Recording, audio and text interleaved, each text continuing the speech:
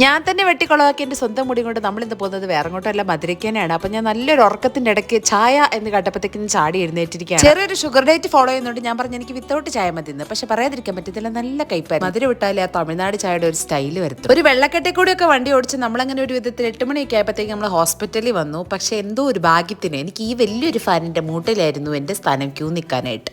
കൊള്ളാല്ലേ. വിശപ്പിന്റെ വേളി ഭയങ്കരമായിരുന്നതുകൊണ്ട് നല്ല അത്യാവശ്യം തിരക്കുണ്ടായിരുന്നതുകൊണ്ട് നമ്മൾ ക്യാൻറ്റീനിൽ പോയി ഓരോ നെയ്റോസ്റ്റും ചായയൊക്കെ കഴിച്ചിട്ട് ഞാൻ തിരിച്ചു വന്ന് ഈ ചിരിച്ചുകൊണ്ടിരിക്കുന്ന എന്താണെന്ന് വെച്ചാൽ ഒരു വലിയ കസേര ഉണ്ടായിരുന്നു. അതിന് ഞാൻ വന്നിരുന്നപ്പോഴത്തേക്കോ കസേര കാലിന്റെ ഭാഗം എന്തോ ഒരു തകരാറുണ്ടായിരുന്നു. ഗൈസ് പടക്കേന്നൊരു സൗണ്ടും കേട്ടു.